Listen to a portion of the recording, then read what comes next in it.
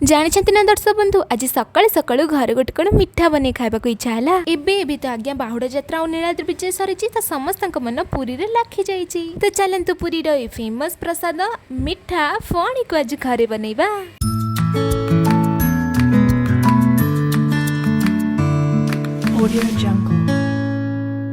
दर्शक बंधु आपण तो जानी कि कला को कारसादी रे बदलवाई कि बहुत समय लगे आ सब जिनस को शिखिकिना प्रथम ट्राए रे भल कि कर मजा ही अलग। तो से ये वीडियोटा शेष पर्यंत देखु जो द्वारा कि आपनकर फणी पूरा बढ़िया से हम पुणी प्रथम ट्राए रे से लगे आम ये 250 ग्राम मैदा नहींचु जो कि अल्प लुण पकई आ 2 बड़ चमच घी पकईकिना भल भाव में मिसई नेलु। बहुत जन अच्छा आज्ञा ए समय ए राशि किंबा गुजराती गुंड पकाती भल देखा आ फ्लेवर पाई किंतु ए किसी भी पकेबेनी जो द्वारा कि पछरे आपण बेलिला बेले से भल भाव में प्लेन है बेली हेनी किंतु आपण मैंने चाहिए ए अल्प खाइबा सोडा आड करेंगे जो द्वारा कि एटा भल भाव में फुलबारे हेल्प करिवो। एबे घी सहित मैदार मिश्रण को भल भाव में मिसई नबा। आपण को घी को मैदा सहित से पर्यंत मिलैबा को पड़िबो जो पर्यंत आपण मुठा कले एमती मैदार मुठा हेकिना रही न जिवो। आपण देखुं तो यहाँ भल भाव में मिसी जाए बढ़िया बढ़िया किना मुठा ही रोचे। एबे अल्प अल्प पानी आड करी भल भाव में अटा दलिला भाया दली नबा। आ मन रखिए ए सांगे सांगे बहु पानी आड करेंगे ना पानिया हो गले तार बेलिला बेले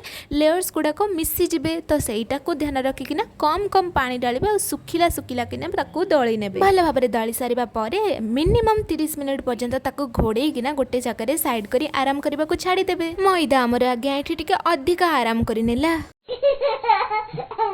हाउ लो पुओ थाउ सेतिकी सोई था आ मु तोर छोट छोट गुला करनिए आउ भल भाव में ताको प्लेन करनिए।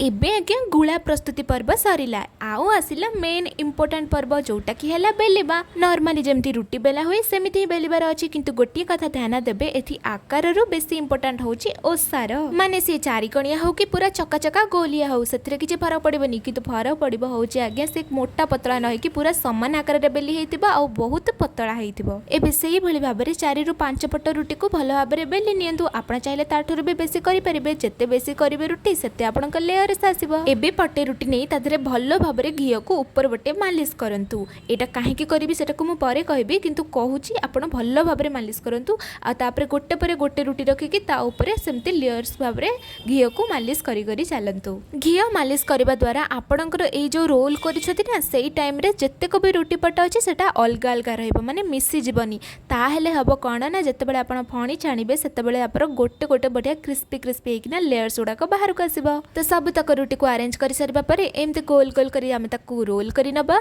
आ ताकू समान समान आकार रे काटी नबा। आपण छुरी रे भी काटी परिबे किंबा सूता पुरी किना भी भल भाबरे साइज करी काटी परिबे। एबे सहितरु गोटे गुळा आणी कि ताकू लंबा लंबा करी किना भल भाबरे बेली नियंतु। देखुचंती तो केमते लेयर्स गुड़ाक अलग अलग हाई अछि माने सब तक रुटीटा पूरा पतला पतला थिला आ भल भाबरे घिया मरा हेतिला। एबे फणी छाणीबा पूर्वरु आमे सीरा प्रस्तुत करी नबा। सेति लागि पानी को गरम करी आवश्यक मात्रा रे चीनी दे देबे। आमे एठी 2 कप पानी रे 1 कप चीनी देइछु। आउ आज्ञा कोन जे भल भाबरे चीनी को गोळेबे जेमते से मिसी जिवो। आउ कोन चीनी मिसी सारी फुटिबा आरंभ कले फाळे लेंबू को भल भाव से चुपुड़ी नियंतु जो गोटे गुड़ी रे 2टा शिकार हम। प्रथम तो चीनी रे जतेक इम्प्यूरिटीज थिबो सब बाहरी जिवो। आउ द्वितीय तो होची आपणक फणी बसी सारिबा परे तापरे ना एमती सुगर क्रिस्टल्स बनिबेनी। एबे अल्प सिरा को हाथ रे नै देखंतु एमती तार तार बनि जाउथिले आपणक सिरा पूरा रेडी। एबे 2टा गुजराती आउ अल्प अलैच को नै कि भल भाव रे कुटिकिना सिरा रे पके नियंतु जो द्वारा कि बढ़िया फ्लेवर आसीबो।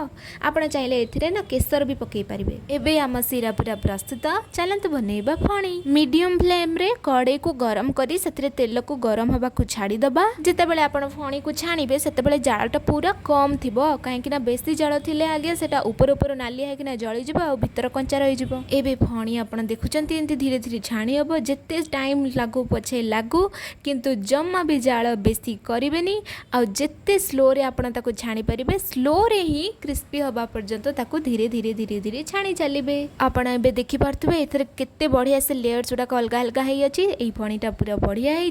एबे गोल्डन ब्राउन होला परे आमे ताको काढी नबा। आ कलर कथा भी चिंता करंतुनी नॉर्मली जेंति दुकान टिके माटिया कलर आसी थाए सेटा सीरा रे पड़ले हे जिवो। बे सेही भली भाबे रे सब ब्याज रो फणी को छाणी गणी डायरेक्ट सीरा रे जाय किना पकई दबा। एबे आपन को फुर्ती देखिया को पड़िबो जेते शीघ्र सीरा रे पकई ताको बुड़े किना ताको जथा शीघ्र उठेबे नहले सेटा पूरा सगी हे जिवो आ खाइबा को भल लागिबनी। 1 मिनिट रु बेसी बिल्कुल भी ताको से ଶିଳରେ ରଖିବେନି ନହେଲେ ସିଏ ସେଦୁଆ ସେଦୁଆ ଲାଗିବ ଆଉ ତାକୁ ସବୁ ବାହାର କରି ଆଣିବା ପରେ ଆପଣଙ୍କ ଫଣି ପୁରା ପ୍ରସ୍ତୁତ।